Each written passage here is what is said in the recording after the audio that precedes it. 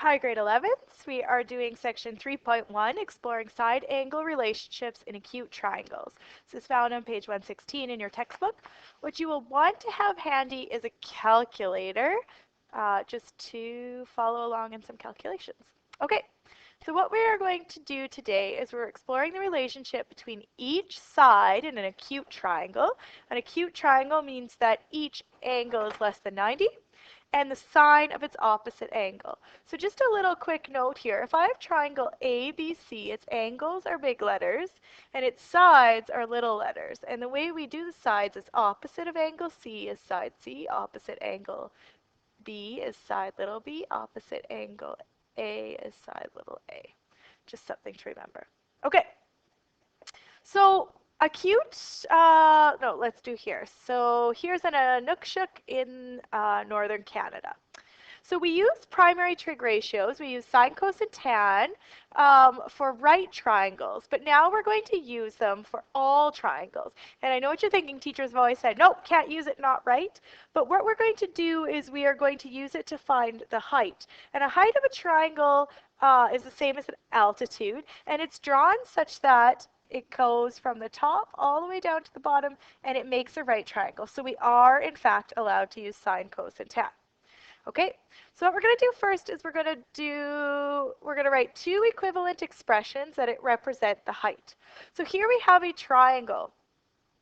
We want to know how long this height is, and notice it makes a right triangle. So we're going to look at this big right triangle we've created. So we have a bunch of sides and angles, but only some of them are actually valid for this right triangle. First of all, we can't use this big length because that's the length of all of BC, but this triangle we've created only goes up to there, so we can't use that. This angle, yes, is included. This side, yes. This angle is all of angle A, but we've only used this little bit of angle A, so we can't use that either. So in other words, what I have is an angle. I have a side across from it, a side opposite of it, which we're calling the height. And I have this side right here, which is the hypotenuse. So of sine, cos, and tan, what uses opposite and hypotenuse? Of course, sine does. So we can say that the sine of 46.5 is equal to the opposite, which is h, in this case, height. Unfortunately, h is the same thing we use for hypotenuse. That's too bad. So this is actually opposite over hypotenuse, and our hypotenuse is 51.2. Now I'm going to solve for h. I'm going to multiply both sides by 51.2, and I get h is equal to 51.2 sine 46.5. Okay, so that's one, but I wanted two expressions. So now what I'm going to do is I'm going to use the small triangle that we've created. I'm going to make it just a little bit bigger over here. So this small triangle enlarged, not to scale. Okay, I could use angle C. I can use the hypotenuse. I'm trying to solve for height. I can't use angle A because, again, I'm only using part of it, and I can't use that height there. So all I have is an angle, the side opposite, and the hypotenuse. So once again, I'm going to use sine. Sine of 83.3 is equal to the opposite, which is h, over the hypotenuse, which in this case was 37.3. So I'm going to solve for h. I'm going to multiply both sides by 37.3. So 37.3 sine 83.3 is equal to my height. Okay. So I have height is equal to these two things, and we're talking about the same height. So if I put this in my calculator, I should get the same answer. Okay, so I would like you to get your calculator out. Pause me if you need to. It's really important that your calculator is working right for this section. Okay, so to enter this in, what I need to do first, I'm going to do the sine of 46.5 and then multiply by 51.2. So a couple ways to do this depending on your calculator. Most calculators, you type in 46.5 and then press sine, and you should get 0.72537 and some change. Some calculators, however, you can actually type in sine and then 46.5. So test your calculator and figure out what you got to do. Once you get 0.725374 change, you go times 51.2, and you should get the height to be 37.139. Okay? Now let's do the same thing over here. sorry, if you put sine of 46.5 or 46.5 sine and you didn't get that 0.72, there, you might be in the wrong mode. So if it says RAD or DAR or anything other than DEG, you're in trouble.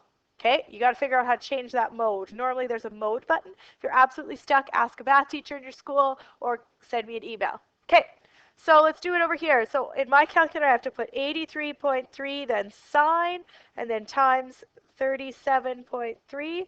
Lo and behold, my height over here is 37.04. Okay, so slightly different due to rounding, but that's okay. Okay, so I hope I've convinced you that these are equivalent expressions. Okay.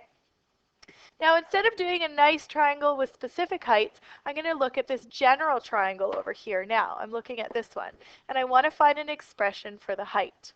Okay, so looking at this triangle over here, again, the only valid measurements I can use are my angle B and my sides C and H, because everything else doesn't represent that triangle.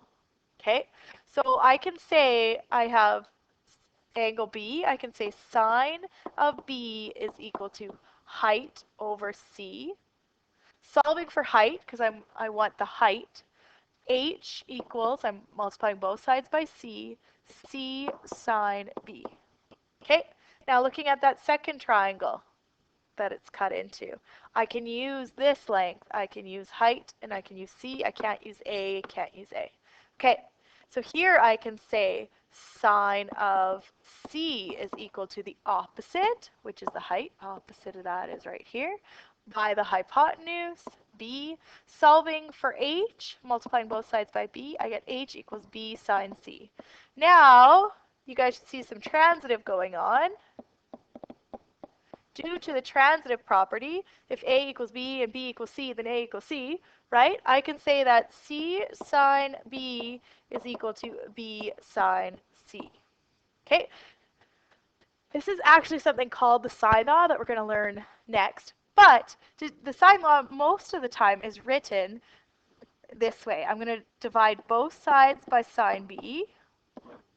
This is just valid math operations. Okay, so I get C is equal to B sine C divided by sine B. Now I'm going to divide both sides by sine C.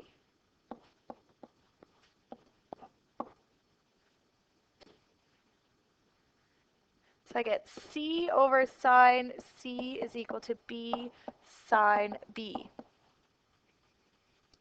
Okay, what this means is that in any triangle, remember triangle A, B, C, opposite is its side length. In any triangle, the ratio of a side length to the sine of its opposite angle, so C to sine C, is equal B to sine B.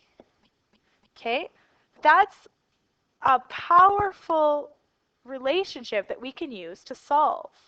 Okay, this is the sine law. The ratio of a side length to the sine of its opposite angle are equal. Okay, no matter what side. We can even extend this, and we could have done the math to show this is equal to A sine A. Okay, so we're going to use this to solve a triangle, and this is still on page 116. We're going to solve a problem right here. It says explain how you could determine the measure of angle E. So using that relationship, so let's look at side lengths and their opposite angles. So I have one right there. I have a side length here, and this is its opposite angle. So using the relationship we just saw, I know that the ratio of 37 to sine 80 is going to be equal to 28 to sine F. Okay, so look, I have a triangle here, a non-right triangle, where I know one angle, two sides, and I can find out another angle. We were not able to do that before. This is amazing. Okay, so we want to get sine F all by itself. We want to get F actually all by itself. So let's cross multiply. 37 sine F is equal to 28 sine 80. Okay, we still want sine f by itself. We're going to divide both sides by 37. So we get sine f is equal to 28 sine 80 over 37. And now to get rid of that sine, we're going to do a function called sine to the negative 1, or inverse sine. It's found on your calculator. Okay, and that makes this just be f. So now I want to talk about how we're going to do this in our calculator, a couple different ways. Actually, let's just do one way. So I'm going to start with sine 80. So in your calculator, I want you to type in 80 sine, or sine 80. You should get 0.98. Then I want you to go times 28 equals, divided by 37 equals, and you should get 0.745259. Okay?